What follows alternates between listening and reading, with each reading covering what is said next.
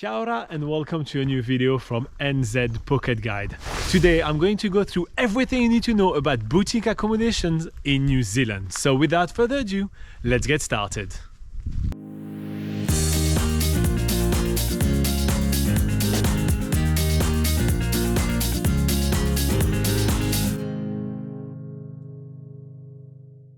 Alright, so let's address the elephant in the room. The first thing that I want to let you know is that boutique accommodations in New Zealand offer a wide range of quality of accommodation. There is really everything from the run-down old house to the actually luxurious lodge. So do be aware that when something is branded as boutique accommodation, it can pretty much mean everything. And speaking of what things mean, if you ever see a boutique accommodation branding itself as Cottage, that usually means that it's very, very small. It's the equivalent of cozy in the real estate market. If you ever see cozy, it's usually a tiny studio apartment.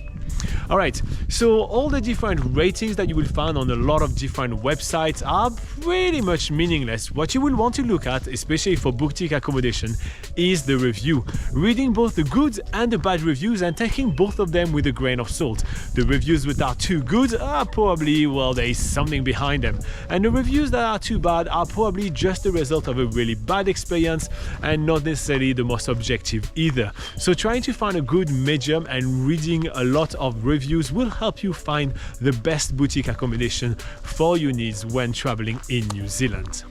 Now, speaking of trying to seek and find boutique accommodation in New Zealand, a lot of them are branded under B&B. So you may want to be looking at bed and breakfast or B&B when searching for accommodation if that's the kind of accommodation that you are after.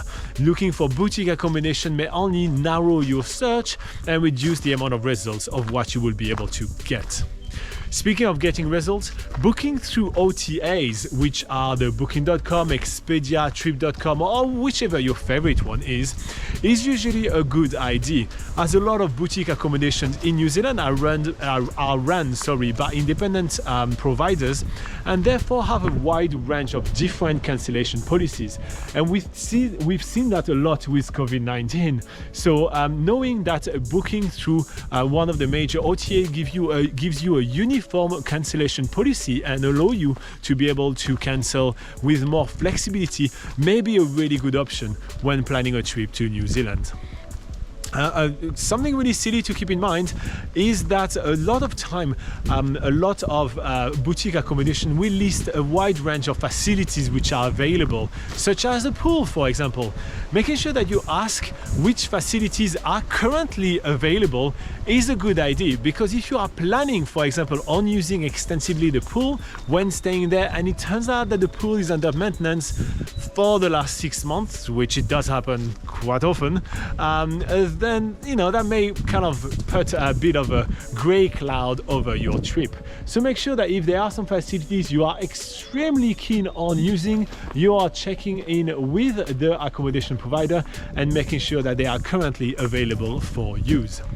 And finally, if one of the boutique accommodation that you're planning on booking is quite off the beaten track in a secluded, amazing location, well, usually that means that access will be through a gravel road. Make sure that you ask about the state of the road and what kind of road it is, because some car rental companies do not allow you to drive on gravel roads, so it's worth knowing. Alright, so that's everything that I have for you today. There is much more information on nzpocketguide.com, so check it out. And the whole team is joining me in wishing you the best time ever in New Zealand.